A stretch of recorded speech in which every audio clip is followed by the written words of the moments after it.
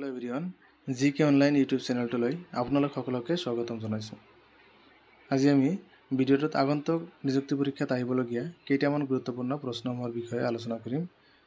ভিডিঅ'টোৰ প্ৰথম প্ৰশ্নটো হৈছে, শ্ৰেষ্ঠ অভিনেত্ৰীৰ ৰাষ্ট্ৰীয় বঁটা লাভ কৰা প্ৰথমগৰাকী অসমীয়া কোন আছিল? ইয়াৰ উত্তৰটো হ'ল অপশ্যন বি, মলয়া গোস্বামী। শ্ৰীমন্ত শংকৰদেৱে কিমানটা বৰগীত ৰচনা কৰিছিল? ইয়াৰ শুদ্ধ উত্তৰ হৈছে অপশ্যন বি, 240টা।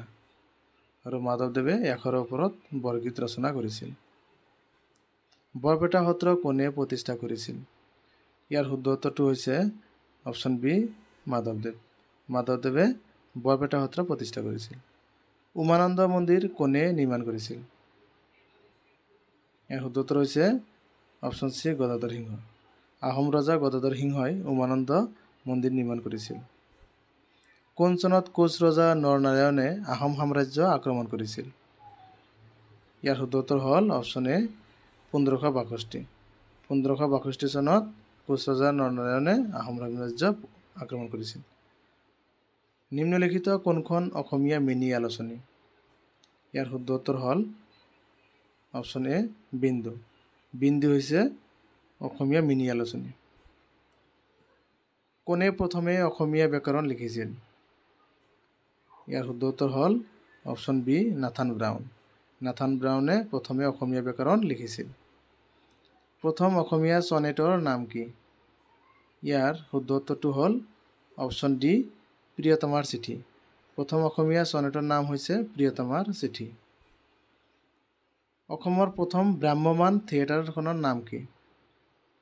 ইয়াৰ শুদ্ধ উত্তৰটো হ'ল option D, Kohinoor theatre. Kohinoor theatre হৈছে প্ৰথম অসমীয়া ভ্ৰাম্যমাণ থিয়েটাৰ। প্ৰথম আধুনিক অসমীয়া নাটকখনৰ নাম কি? ইয়াৰ শুদ্ধ উত্তৰটো হ'ল অপশ্যন চি, ৰামনৱমী। ৰামনৱমী হৈছে প্ৰথম আধুনিক অসমীয়া নাটক। অসম সাহিত্য সভাৰ প্ৰথম সন্মিলন ক'ত অনুষ্ঠিত হৈছিল? ইয়াৰ শুদ্ধ উত্তৰ হ'ল অপশ্যন বি, শিৱসাগৰ। প্ৰথম অসম সাহিত্য সভাৰ প্ৰথম সন্মিলন শিৱসাগৰত অনুষ্ঠিত হৈছিল। ইয়াৰ সভাপতি আছিল পদ্মনাথ গোহাঁই বৰুৱা। কোনখন দেশ বিশ্বৰ সৰ্ববৃহৎ কফি উৎপাদক দেশ? ইয়াৰ শুদ্ধ উত্তৰটো হৈছে অপশ্যন চি, ব্ৰাজিল। আৰু ভাৰতৰ স্থান বিশ্বৰ ভিতৰত 6ম।